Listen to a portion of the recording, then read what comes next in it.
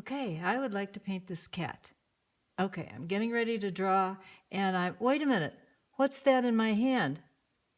This isn't a pencil, this is called a caliper. Calipers go back to the 6th century. They found them on Greek ships. In the 9th century, they found them in China. They are a tool for measuring the distance between two things. Nice little points, they do a beautiful job. I can compare this ear to that ear.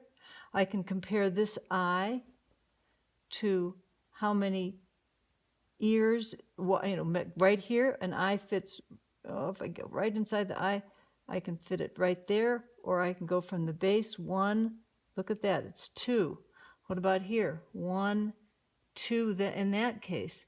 I can compare the height of the eye to the width of the eye, and in this particular case, the height of the eye equals 2. See that? 1, 2. I can compare the eye to the width inside. I can compare it to where the nose starts. I can compare it from the nose to the chin. This is a tool that will help you start seeing. After a while, you'll see these proportions, but you have to train your eye because your mind has different concepts about what we're looking at. I can also take this measurement and go, oh, look at that. It's a little bit short of the height. Or I can take this measurement and say, oh, look at that. From the inside, the outside of the eye to the center of the pupil is the same distance as from the top of the eye, or the point of the eye to the top of the head. And going down, I can do the same thing. I can say, okay, from here to the point of the eye comes, and that's just outside the pupil on the inside. I can compare this eye and go 1, 2, 3, 4, 5.5 over to this side. What's the distance in between these ears? Well, I can take this and compare it to, look at that. It's that same, just about the same. Let's do it again. Right into there. So this is a really valuable tool. I'm going to do one eye for you. I'm going to start with the height, and I could just make it the same height, or let's say I want to make it a little bigger. This is going to be the height of that eye, and I'm going to compare it. Remember, we already know that this is half the size of the eye. So if I take this and make a dot, now this new eye that I'm going to be drawing over here is going to be the same proportion as this eye, okay? And that's how this works.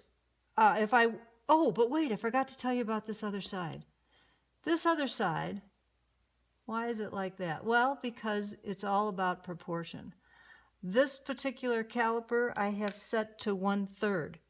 My grandfather had a caliper that is sliding, so I could do it on any kind of size I want. It even has inches and, I think in this case, centimeters, there they are, for proportions. So I can make any proportion I want. But in this case, it's set to 1/3. So if I want to make a much smaller cat, let's say I take this size here, and I want to go 1/3 of that. This would be my new eye size. See, I switched it. That's the original eye size. That's the smaller eye size. What if I want to make it 1/3 bigger?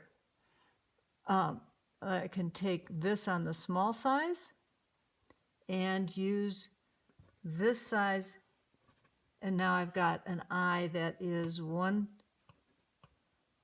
it's actually, what's that? 3 times the size of that. So this is a caliper. This is one that my dad used for sculpture.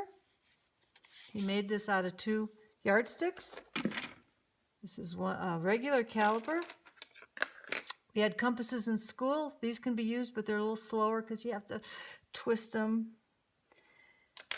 And this is one of them that's on the market today.